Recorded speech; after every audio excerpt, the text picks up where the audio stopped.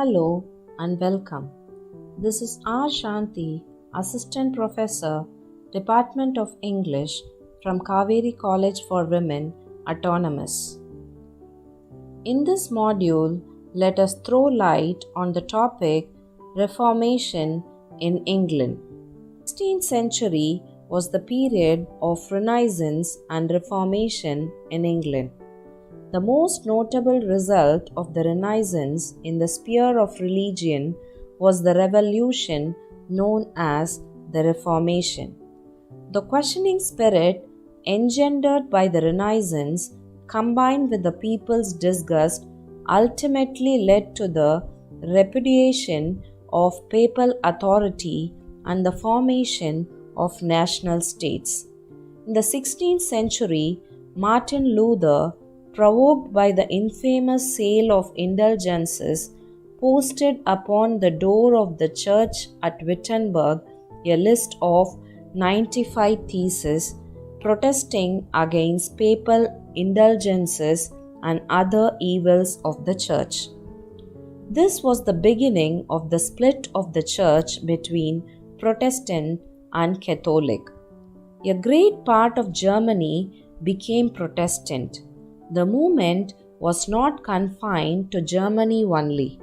In Switzerland, the Reform movement was taken up by a Zurich priest, Zwingli, and later on by a Frenchman, John Calvin. Calvinism soon spread to England, Scotland, the Netherlands, Germany, and Hungary.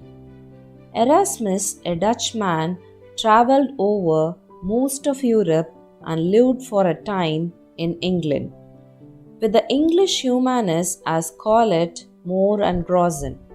He lectured at Cambridge for 3 years early in the 16th century.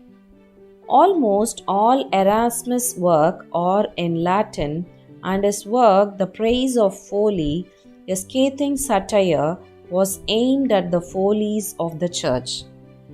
Henry VII crushed the nobles, amassed money, and made important marriages. He married his daughter Margaret to King James IV of Scotland and his son Henry to a Spanish princess, Catherine of Aragon. Henry VIII, tiring of his Spanish wife, who had given him a daughter and no male heir, desired a divorce in order to marry the beautiful Anne Boleyn. The Pope refused to grant the divorce, and Henry, being a headstrong man, decided to break off with the Pope. The Parliament supported him in this move and passed in 1529 the Act of Supremacy, making Henry the head of the Church in England.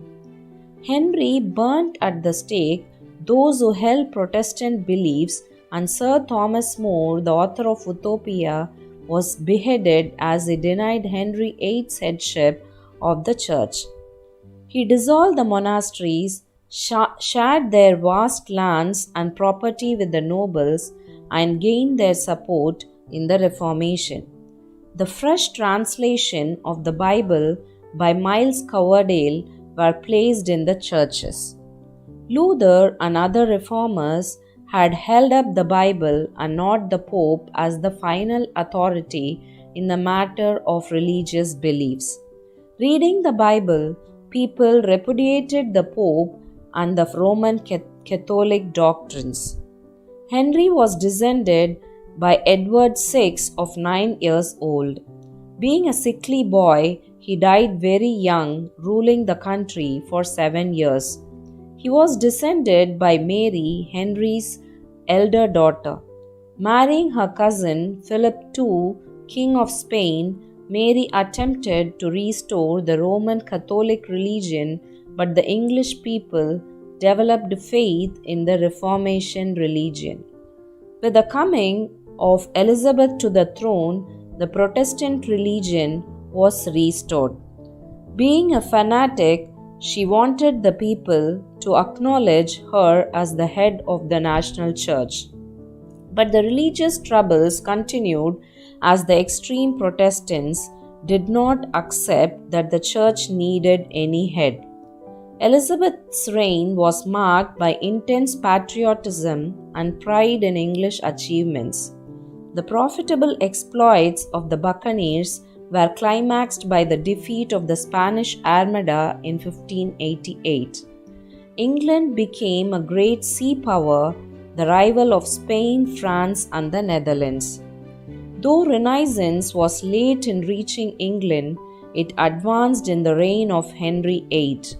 Literature, art, and music flourished under Henry until they reached glorious flowering under Elizabeth.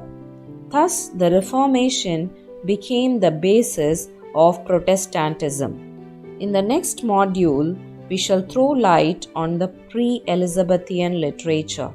Thank you.